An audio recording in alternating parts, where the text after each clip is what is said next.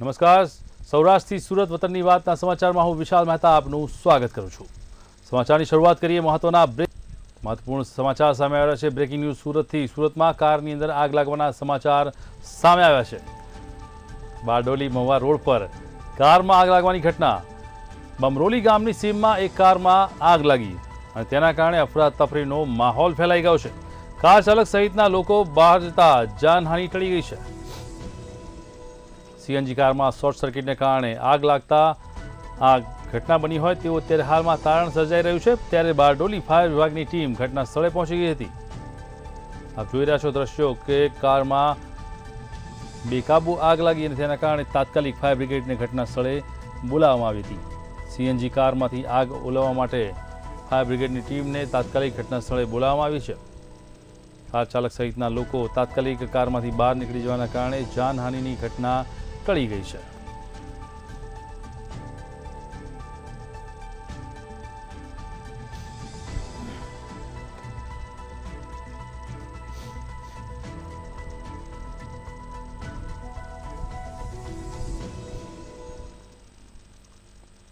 તો breaking news આવી રહ્યા છે અમરેલીથી। અમરેલીમાં પણ આગ લાગવાની ઘટનાએ આકાર લીધો છે। મહત્વપૂર્ણ સમાચાર કે જે રીતે અમરેલીની અંદર વડિયાના નવા ઉજળા ગામે ખેતરમાં આગ લાગી છે।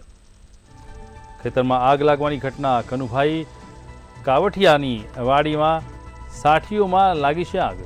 ખેતરમાં આગ લાગતા આગે વિકરાળ સ્વરૂપ ધારણ કર્યું હતું। અમરેલી ફાયર બ્રિગેડ દ્વારા આગને કાબૂમાં લેવા માટેની કવાયત હાથ ધરવામાં આવી છે।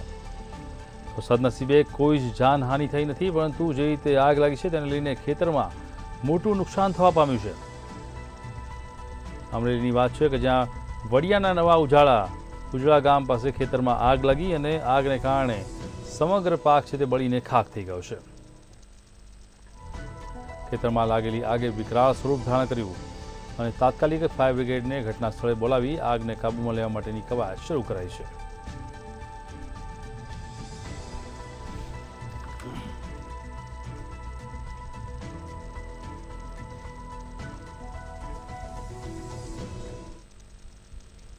તો વધુ એક બ્રેકિંગ ન્યૂઝ આવી રહ્યા છે દ્વારકાથી। દ્વારકામાં શ્વાનનો આતંક સામે આવ્યો છે। મહત્વપૂર્ણ સમાચાર જે રીતે દ્વારકામાં રખડતા શ્વાનના આતંકના કારણે લોકો પરેશાન થઈ ગયા છે। અગાઉ શ્વાનને બચકા ભરતા બાળકીનું કરુણ મોત થયું હતું, તેમાં ફરી એકવાર દ્વારકાની અંદર શ્વાનનો આતંક સામે આવ્યો છે। ભાણવડમાં 11 વર્ષીય બાળકીનું થયું હતું મોત, ત્યારે લીંબડી ગામે વધુ એક યુવાન શ્વાનના હુમલાનો ભોગ બન્યો છે। રોહિત નાયક નામના 23 વર્ષના યુવક પર કૂતરાએ હુમલો કર્યો અને ત્યારબાદ જે રીતે શ્વાનના હુમલાના કારણે યુવક ઈજાગ્રસ્ત થયો છે, ત્યારે યુવકને બચકા ભરતા ગંભીર ઈજાઓ પહોંચી હતી। ઈજાગ્રસ્તને ખંભાળિયા હોસ્પિટલ ખાતે રસી આપવામાં આવી છે। અગાઉ શ્વાનને બચકા ભરતા બાળકીનું મોત થયું હતું, ત્યારે વધુ એક કિસ્સો સામે આવ્યો છે। મારવાડમાં 11 વર્ષીય બાળકનું મોત થયું હતું, ત્યારે ફરી એકવાર શ્વાનના આતંકના લઈને અત્યારે હાલમાં 23 વર્ષીય યુવક પર શ્વાને હુમલો કર્યો અને તેને હોસ્પિટલમાં દાખલ કરાયો છે। દ્વારકામાં રખડતા શ્વાનનો આતંક ફરી એકવાર સામે આવ્યો છે।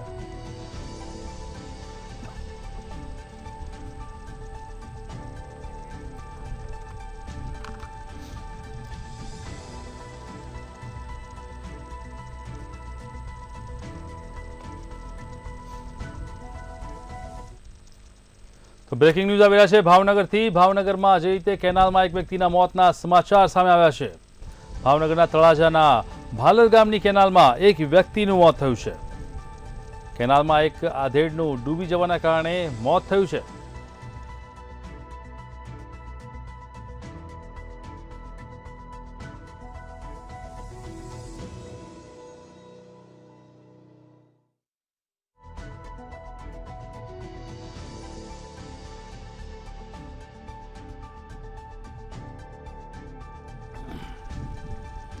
મૃતદેહને પીએમ માટે હોસ્પિટલમાં ખસેડવામાં આવ્યો છે। જ્યારે કેનાલમાં પડવાથી એક વ્યક્તિનું મોત થયું છે, ત્યારે 108ની મદદથી તેને તાત્કાલિક જ હોસ્પિટલમાં પહોંચાડવામાં આવ્યો હતો અને ત્યારબાદ હોસ્પિટલમાં તેના તપાસની કાર્યવાહી હાથ ધરાઈ છે। ડૂબી ગયેલા વ્યક્તિનું પોસ્ટમોર્ટમનું કાર્યવાહી હાથ ધરાઈ છે। પોલીસ તેમજ 108ની ટીમ તાત્કાલિક ઘટના સ્થળે પહોંચી ગઈ હતી।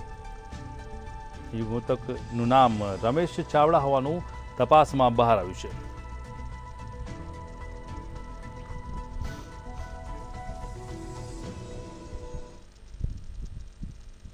સુરતના મોલને બોમ્બથી ઉડાવવાનો મેલ આવ્યો હોવાના સમાચાર સામે આવ્યા છે, જ્યારે ડુમસ રોડ પર વીઆર મોલને એક મેલની અંદર ઉડાવવાની ધમકી મળી। જેટલાને બચાવવામાં હોય તેટલાને બચાવી લો, મેલમાં આવો ઉલ્લેખ કરવામાં આવ્યો હતો, જેને કારણે ડરના માર્યા તમામ લોકોને મોલમાંથી બહાર ખસેડવામાં આવ્યા। ત્યારે આ મેલ મળતા ઉમરા પોલીસ ઘટના સ્થળે પહોંચી ગઈ છે, તેમજ crime branch SOG bomb squad ઘટના સ્થળે દોડી આવ્યા હતા। મેલ મળતા સમગ્ર મોલને ખાલી કરી દેવામાં આવ્યો હતો અને તપાસ કાર્યવાહી તેજ કરવામાં આવી છે। સુરતના ડુમસ રોડ પર આવેલા એક મોલની અંદર બોમ્બ હોવાનો એક અફવા ભર્યો મેલ આવ્યો હતો। જોઈ શકાય છે જે પ્રકારે આ જે વીઆર મોલ છે તે વીઆર મોલની અંદર બોમ્બ હોવાની જે અફવા છે તેવો ભર્યો એક મેલ આવ્યો હતો, અને ખાસ કરીને આ મેલ એવો આવ્યો હતો કે બચાવો એટલાને બચાવી લો, બાકીનાને ઉડાવી દેવાશે અને બ્લાસ્ટ કરાશે। આ પ્રકારે આ મોલ જે છે ત્યાં ખાસ કરીને મેલ આવ્યો હતો ને તે જ મોલની અંદર રહેલા તમામ લોકો જે છે તેમને બહાર કાઢી મૂકવામાં આવે છે। જે પરિસ્થિતિમાં હતા તે તમામ લોકોને તે જ પરિસ્થિતિમાં બહાર કાઢી મૂકવામાં આવ્યા છે। જોઈ શકાય છે જે પ્રકારે તમામ જે મોલની અંદર જે રહેલા લોકો જે છે તે લોકો અહીંયા ઉપસ્થિત છે। જે બહાર તમે જોઈ શકાય છે આ તમામ લોકો જે છે તે મોલની અંદર ઊભેલા હતા, અને આ તમામ લોકો જે છે તેમને આ મોલની અંદરથી બહાર કાઢી મૂકવામાં આવ્યા છે। ત્યારે સ્પષ્ટ કહી શકાય કે જે પ્રકારે આ સમગ્ર એક આખો માહોલ જે છે તે ખૂબ જ ડરભર્યો માહોલ છે, કારણ કે જે પ્રકારે આ મોલની અંદર જે તમામ લોકો હતા તે તમામ લોકોને જે તે પરિસ્થિતિમાં જ બહાર કાઢી મૂકવામાં આવ્યા છે, કારણ કે જે પ્રકારે આ મોલની અંદર બોમ્બ હોવાની જે અફવા છે તે અફવા ભર્યો જે એક મેલ છે તે મેલ આવ્યો હતો, ને તેને જ લઈને આ તમામ લોકો જે છે તેમને બહાર કાઢી મૂકવામાં આવે છે। મહત્વનું કહી શકાય કે જે પ્રકારે આ તમામ લોકો જે છે તે અહીંયા બહાર ઊભા છે, ત્યારે આ જે પ્રકારે આખો આ સમગ્ર મેલથી આખો માહોલ ઊભો થયો છે તેને લઈને તમામ જે અહીંયા કહી શકાય કે મોલની અંદર બોમ્બ સ્ક્વોડથી માંડીને પોલીસના જે જવાનો છે તે આવી પહોંચ્યા છે। સ્પષ્ટ કહી શકાય કે જે પ્રકારે આ આખો જે મામલો જે છે તે સામે આવ્યો છે તેને લઈને તમામ લોકો ડરી રહ્યા છે, અને તમામ લોકો ક્યાંક ને ક્યાંક બહાર કાઢી મૂકવામાં છે। આપણી સાથે સ્થાનિકો છે, ખાસ કરીને આ મોલની અંદર આપ આવ્યા હતા અને કાઢી મૂકવામાં આવ્યું છે, શું હતું આખું, શું કહેવામાં આવ્યું છે? सॉरी हिंदी में आपको क्या बोला गया है मोल से बाहर निकलने के लिए, क्या बोला गया, कारण क्या दिया गया? पहले तो बस भागने के लिए बोले कि स्टोर खाली करो और सब लोग मतलब क्लोज करो और सब लोग बाहर जाओ, और फिर बाद में एक अनाउंस होता है कि शायद बॉम्ब कॉल है, तो सबके सब स्टोर क्लोज करके और फटाक से बाहर जाओ। तो आपका जो क्या आप लेने आए थे, आपका जो बाइक? मैं लेने नहीं आया था, मैं इधर काम करता हूँ, मुफ्ती में सेल्स ऑफिसर हूँ। आप यहाँ पे कितने लोग थे जब ये आप निकाले गए? 2 से 2,500 2,000-2,500। જે પ્રકારે આ તમામ આખો જે માહોલ ઊભો થયો છે ખૂબ જ માહોલ કહી શકાય કે ડર ભર્યો છે, કારણ કે એક જે પ્રકારે આ મોલની અંદર કહેવામાં આવ્યું હતું કે બોમ્બ જે છે તેવો મેલ આવ્યો હતો, ને તેના જ કારણે આ તમામ લોકો જે છે તેમને બહાર કાઢી મૂકવામાં આવ્યા છે। એટલે કહી શકાય કે જે પ્રકારે આખો એક માહોલ ઊભો થયો છે, માહોલને લઈને તમામ લોકો ડરી ગયા છે। પોલીસના ઉચ્ચ અધિકારીઓ જે છે તે ઘટના સ્થળે પહોંચી ગયા છે, અને ખાસ કરીને આ વીઆર મોલ છે કે આ વીઆર મોલની અંદર એક એવો મેલ આવ્યો હતો, ને આ મેલને લઈને જ ક્યાંક ને ક્યાંક આ જે આખું કહી શકાય કે પોલીસ તંત્ર જે છે તે કામે લાગ્યું છે। ખાસ કરીને બોમ્બ સ્ક્વોડની જે ટીમો છે તે ટીમો પણ આવી ગઈ છે, અને મોલની અંદર રહેલા તમામ લોકોને જે તે પરિસ્થિતિમાં બહાર કાઢી મૂકવામાં આવે છે। એટલે કહી શકાય કે જે પ્રકારે આખો જે મેલ એક આવ્યો હતો, ને મેલના કારણે કામગીરી જે છે સઘન બનાવવામાં આવી છે। હાલ આ મોલની અંદર બોમ્બ છે કે અફવા છે તે તમામ બાબતે તપાસ ચાલી રહી છે, અને બોમ્બ સ્ક્વોડથી લઈને તમામ જે ઉચ્ચ અધિકારીઓ પોલીસના છે તે તમામ લોકો મોલની અંદર પહોંચી ગયા છે અને તપાસ કરી રહ્યા છે। હાલ તમામ મોલની અંદર રહેલા જે લોકો હતા, જે દુકાનદારો હતા, તમામને બહાર કાઢી મૂકવામાં આવે છે। એટલે કહી શકાય કે જે પ્રકારે ખૂબ જ આ ઘટનાને ગંભીરતાથી લેવામાં આવી રહી છે, અને તમામ જગ્યાએ અને તમામ ખૂણે ખૂણે તપાસ જે છે તે કરવામાં આવી રહી છે। તો લોકસભાની ચૂંટણી નજીક આવી રહી છે। ગુજરાતની તમામ 26 બેઠકોને લઈને અત્યારે હાલમાં ભારતીય જનતા પાર્ટીએ ઉમેદવારોના નામ જાહેર કરી દીધા છે। ત્યારે રાજકોટ લોકસભા બેઠક ઉપર પરેશ ધાનાણીને લડવા માટે રાજકોટ કોંગ્રેસની ટીમ અમરેલી પહોંચી હતી। આ બેઠકમાં કોંગ્રેસના નેતાઓએ ધાનાણીને માનવ્યા છે, અને રાજકોટની રૂપાલા સામે પરેશ ધાનાણી ચૂંટણી લડશે, જ્યારે પૂર્વ ધારાસભ્ય લલિત કગથરાએ નિવેદન આપ્યું હતું કે જો રૂપાલા લડે તો ધાનાણીએ લડવાનું, જો રૂપાલા ન લડે તો ધાનાણીને નહીં લડવાનું. રૂપાલાના વિવાદનો લાભ કોંગ્રેસે લેવાનો છે. રૂપાલા વિવાદનો લાભ લેવાથી કોંગ્રેસ ઊભી થાય એમ છે, જેના કારણે આ એક ખાસ કરીને ધાનાણી મેદાને આવ્યા હોય તેવી હકીકત સામે આવી છે.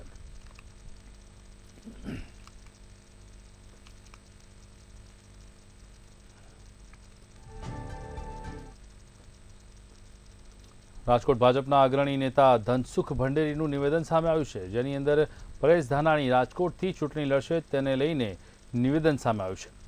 અમે રણ મેદાનમાં છીએ, કોણ કોંગ્રેસમાં ઉમેદવાર અમારે કંઈ લેવા દેવા નથી, અહીંયાનો ઉમેદવાર આવે કે કોઈ પણ આવે અમારે કંઈ લેવા દેવા નથી. ધનસુખ ભંડેરીએ કહ્યું છે કે અમે 5 લાખની લીડથી વિજય મેળવીશું. સંગઠનની તાકાત, સરકારના કામો અને સક્રિયતાથી અમે રણ મેદાનમાં ગયા છીએ. માનનીય નરેન્દ્ર મોદી સાહેબની સરકારે અનેકવિધ કામો કર્યા છે. એ વિકાસની છે. રામ મંદિર નિર્માણ હશે, 370 કલમની વાત હશે, કિસાનો, મહિલા, યુવાઓને ભરપૂર કામ અને રોજગારી મળવાની વાત હશે, કિસાન સન્માન નિધિ આપી છે. રાજકોટમાં ઠાકોર સાહેબ માધાતાસિંહ જાડેજાએ પ્રેસ કોન્ફરન્સનું આયોજન કર્યું હતું, જેમાં કહ્યું કે પરસોત્તમ રૂપાલાએ જે નિવેદન કર્યું હતું તે નિંદાજનક છે અને તે વિવાદ આઘાતજનક હતો. તેના પર મેં નારાજગી વ્યક્ત કરી હતી. તો પરસોત્તમ રૂપાલાએ નિવેદનને લઈને ક્ષમા યાચના કરી હતી. ભાજપ પ્રદેશ પ્રમુખે પણ ક્ષત્રિય સમાજની માફી માંગી છે. અમારા સમાજની દીકરી અને માતાઓને જાહેરમાં આવવું પડે તે દુઃખની વાત છે. આ સમસ્યાનું સુખદ અંત આવે તેવી આશા છે. હાલ વિકાસ અને રાષ્ટ્રવાદનો વેગ વધી રહ્યો છે, ત્યારે હું ક્ષત્રિય સમાજની સાથે છું. સમાજે રાષ્ટ્રવાદ સાથે રહેવું પડશે. ક્ષત્રિય સમાજના આગેવાનો પાસે રૂપાલાએ માફી પણ માંગી હતી. આ સમય વાદ વિવાદ, આક્ષેપ અને પ્રતિ આક્ષેપનો નહીં પણ સંવાદનો છે અને હું તેનો માધ્યમ બનીશ. તાજેતરમાં ભારતીય જનતા પાર્ટીના રાજકોટ લોકસભા મત વિસ્તારના ઉમેદવાર શ્રી પરસોત્તમભાઈ રૂપાલાએ આપણા રાજા મહારાજાઓના ઉલ્લેખ સાથે ક્ષત્રિય સમાજની દીકરીઓને માન, સ્વમાન, સન્માન અને સ્વાભિમાનને ઊંડી ચોટ પહોંચે એવું વિધાન કર્યું. તે સાંભળીને મને અત્યંત આઘાત લાગ્યો છે. મારી વાણી, બુદ્ધિ, ચિત્ત અને હૃદય પર આ આઘાતનો ચોટ એટલો ઊંડો અને તીવ્ર છે કે હું ખામોશ થઈ ગયો હતો. જામનગરમાં છેતરપિંડીની ચોંકાવનારી ઘટના સામે આવી છે, જેમાં રણજીતનગર વિસ્તારમાં રીડેવલપમેન્ટ સ્કીમ પ્લાનમાં સસ્તા ભાવે ફ્લેટ આપવાની દેવાની લાલચ આપી 3 શખ્સોએ બાટલીમાં ઉતારવાનું બહાર આવ્યું છે. આરોપીઓ દિવ્યાંગ કોન્ટ્રાક્ટરને કટકે 22 લાખ રૂપિયા જેવી માતબર રકમ આપી દીધી, જેમાં બાદમાં આરોપીઓએ ધાંધિયા કરી નક્કી કર્યા હતા અને મુજબનું કામ ન કરી દીધા. હવે બંને પક્ષે સોદાઓ બગડી ગયો છે. ફરિયાદીએ મકાન ખરીદવાનું માંડી વાળ્યું અને રૂપિયા પરત માંગ્યા હતા, જેમાં આરોપી વાયદા આપી રૂપિયા આપવામાં ઠાગાઠૈયા કરી વિભત્સ વાણી વિલાસ ચર્ચા હોવાના આરોપ થઈ રહ્યા છે અને છેતરપિંડી કર્યાની CTC ડિવિઝન પોલીસ સ્ટેશનમાં ફરિયાદ નોંધાઈ છે. ત્યારે આ પ્રકરણમાં જામનગર શહેર ભાજપ મહામંત્રી વિજયસિંહની પણ સંડોવણી ખુલતા સોંપો પડી ગયો છે.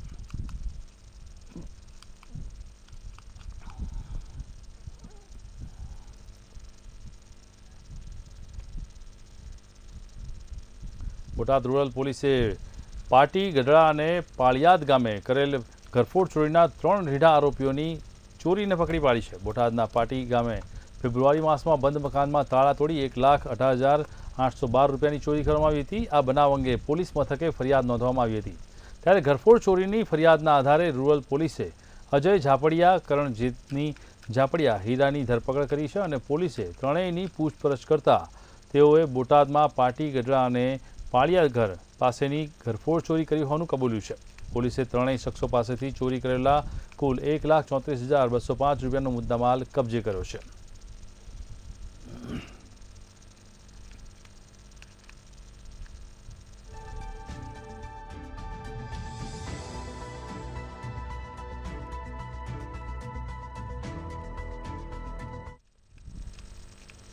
વાત કરીએ કાજલ સિંગળાના નિવેદન બાદ સમગ્ર જિલ્લામાં પાટીદાર સમાજ લાલઘૂમ છે, ત્યારે આજરોજ મોરબીમાં પાટીદારો મહાસંમેલન છે, જે સંદર્ભે ડીવાયએસપી દ્વારા પત્રકાર પરિષદ યોજવામાં આવી હતી.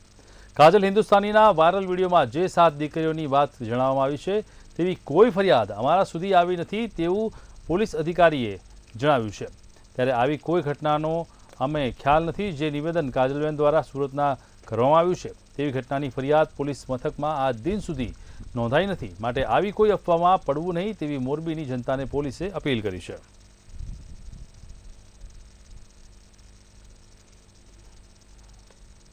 આ અંગે જરૂર જણાય નામદાર કોર્ટની પણ મદદ લેવામાં આવેલ છે. જ્યારે આવા કિસ્સા બને ત્યારે મોરબી પોલીસે ખૂબ જ ગંભીરતાથી આ બનાવને ધ્યાને લઈ અને કાર્યવાહી કરતી હોય છે, જેથી આમાં નાગરિકોએ કોઈ ગભરાવાની જરૂર નથી. અને મોરબી પોલીસના ધ્યાનમાં ભવિષ્યમાં પણ આવો કોઈ કિસ્સા ધ્યાનમાં આવશે તો ભોગ બનનારને પૂરતો ન્યાય મળે તે રીતે ત્વરિત કડક કાર્યવાહી કરવામાં આવશે. ભાવનગર કાછિયાવાડમાં પથ્થરમારીની ઘટના સામે આવી છે, જેમાં મનપાની દબાણ હટાવવા માટેની ટીમ પર હુમલો કરવામાં આવ્યો. મહિલાઓએ પથ્થરમારો કર્યો અને ત્યારે પથ્થરમારામાં મહિલાઓએ કર્મચારીઓ તેમજ વાહનોને નિશાન બનાવ્યા હતા. આ ઘટના દબાણો કરતી લારીઓ અને જપ્ત થયેલા પથ્થરમારાને લઈને અત્યારે હાલમાં તાત્કાલિક પોલીસ ઘટના સ્થળે દોડી આવી હતી અને આ સમગ્ર બાબતને લઈને કવાયત હાથ ધરાઈ છે. મનપાની દબાણ હટાવવાની ટીમ પર હુમલો કરવામાં આવ્યો છે, જેને લઈને અત્યારે હાલમાં કડક કાર્યવાહી હાથ ધરવામાં આવી છે.